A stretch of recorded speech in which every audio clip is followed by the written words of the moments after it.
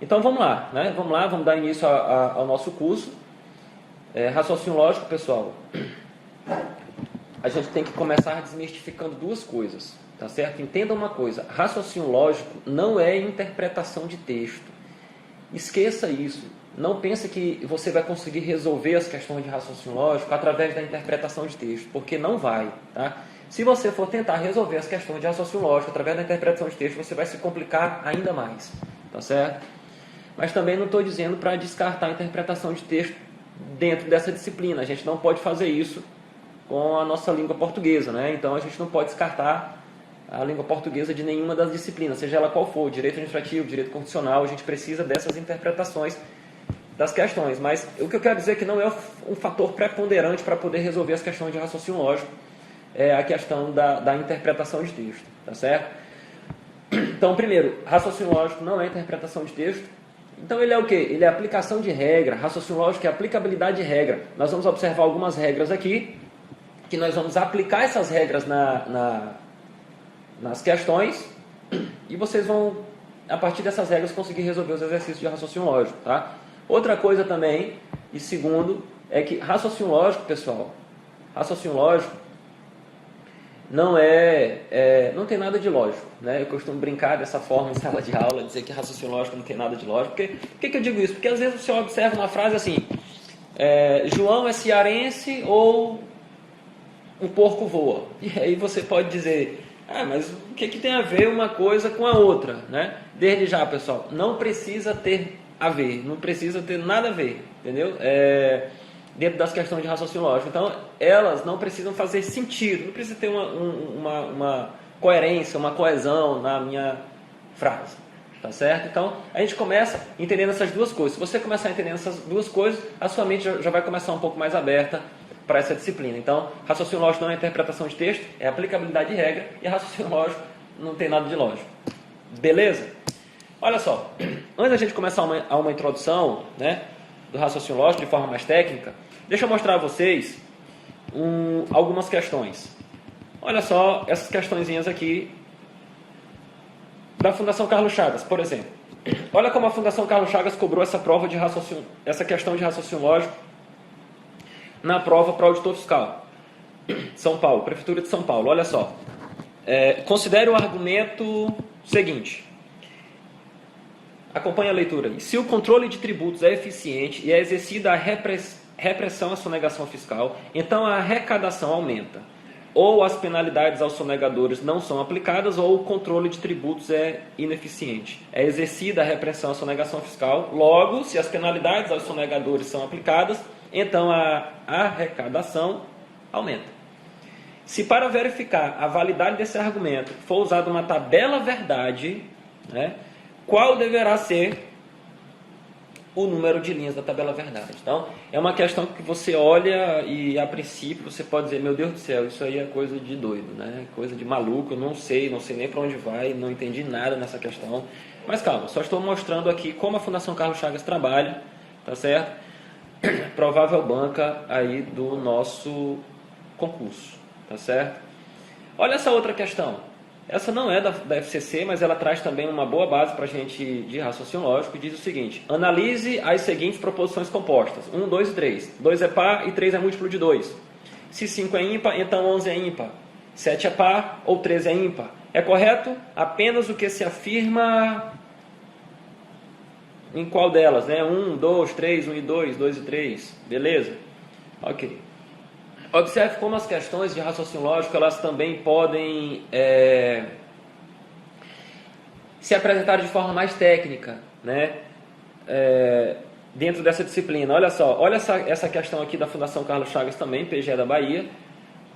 A prova foi em 2013. Dadas as proposições P e Q, tais que P é verdadeira e Q é falsa, considere as seguintes proposições compostas. Aí, olha como ele colocou aí. Ele não colocou as proposições como frase, como nós vimos anteriormente, né? 2 é par, 3 é múltiplo de 2, é exercida a repressão, a sonegação fiscal, enfim. Olha como ele colocou aí, ó. P e Q na 1. Na 2 ele colocou negação de P, ele colocou um símbolo aí do raciocínio lógico, para quem conhece, é a condicional. Q. Na 3 ele colocou negação de P ou negação de Q. E na 4, negação de P se, somente se e que. E ele pergunta quais são, ou quantas são verdadeiras, né? Então é uma questão de raciocínio lógico aí, que apresentada de forma mais técnica, tá certo? Então, pessoal, as questões de raciocínio lógico, elas são apresentadas nesse formato. Olha mais uma aí, ó. Mais uma questão da Fundação Carlos Chagas. Considere as seguintes frases. 1, 2, 3. Ele foi o melhor jogador do mundo em 2005. 2. X mais Y dividido por 5 é um número inteiro. 3. João da Silva foi o secretário da Fazenda do Estado de São Paulo em 2000. É verdade o quê?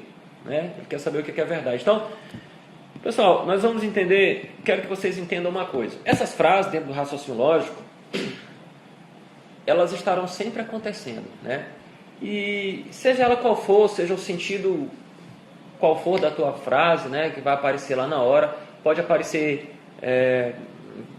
qualquer frase lá, ele pode falar que Romário jogou na Seleção Brasileira de Futebol de 2005, né?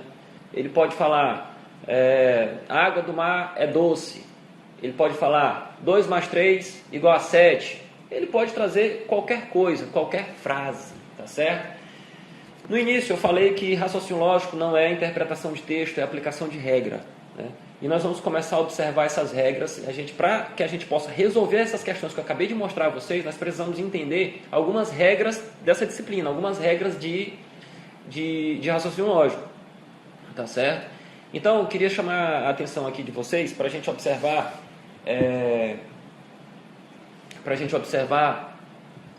aqui no nosso material uma introdução ao raciocínio lógico de forma mais técnica, tá certo? Todas essas frases que eu acabei de falar, ou que podem aparecer na questão de raciocínio lógico, dentro dessa disciplina elas são chamadas de proposições. O que é uma proposição? Uma proposição, pessoal, é uma sentença declarativa classificada unicamente como verdadeira ou falsa. Isso é uma proposição. De novo, é uma sentença declarativa classificada unicamente como verdadeira ou falsa. Eu vou colocar o material aqui na tela. Olha só. Olha aí, estudo das proposições. Observe aí o que está dizendo aí. O que eu acabei de falar. Proposição é toda sentença declarativa que pode ser classificada unicamente como verdadeira ou falsa. Observe aí um exemplo. Pernambuco é um país. Olha para cá. Se você observa uma questão de raciocínio lógico, tem uma frase assim, Pernambuco é um país, né? E você pode dizer isso, com certeza você vai pensar assim, não, peraí, professor, isso não é uma proposição. Pernambuco é um país? Não, Pernambuco não é um país, não. Isso é uma proposição. As proposições, você tem que entender que elas podem ser classificadas como verdadeiras ou falsas. Isso é uma proposição, porque o que é uma proposição? É uma sentença declarativa classificada unicamente como verdadeira ou falsa. Então você vai ter algo, como nós temos essa questão aqui, nós temos, quando eu digo Pernambuco é um país, eu tenho uma proposição onde está se declarando algo a respeito de Pernambuco. A gente sabe que Pernambuco é um estado, portanto, essa proposição é uma proposição falsa. Pernambuco é um país, é uma proposição falsa. Então nós podemos ter proposições verdadeiras, também podemos ter proposições falsas. Isso é o que atrapalha bastante o camarada que está estudando raciocínio lógico, está começando o raciocínio lógico, está observando o raciocínio lógico pela primeira vez. É justamente isso. Eu costumo dizer que raciocínio lógico é uma das disciplinas mais complicadas de você estudar sozinho, sem o acompanhamento de alguém, né, que já conheça, que já tenha domínio do conteúdo. Raciocínio lógico é uma disciplina muito complicada para você estudar sozinho. É interessante que você tenha alguém ali do seu lado, né, pelo menos no primeiro momento, até você pegar um certo domínio daquele conteúdo, por conta dessas coisas que podem aparecer dentro da disciplina. Então vamos lá, continuando. Olha só, olha aqui na tela. Outra proposição. A Terra é um planeta. É uma proposição? É uma proposição, é uma proposição verdadeira. E essa questão de verdadeiro e falso é chamado de valor lógico. Então, o valor lógico de uma proposição será sempre verdadeiro ou falso. Beleza? Então, se a questão pedir o seguinte, qual é o valor lógico da proposição? Pernambuco é um país. O valor lógico dessa proposição é falso. Se eu disser assim, qual é o valor lógico de o gato late? O gato late é falso. Se eu disser qual é o valor lógico de o cão late?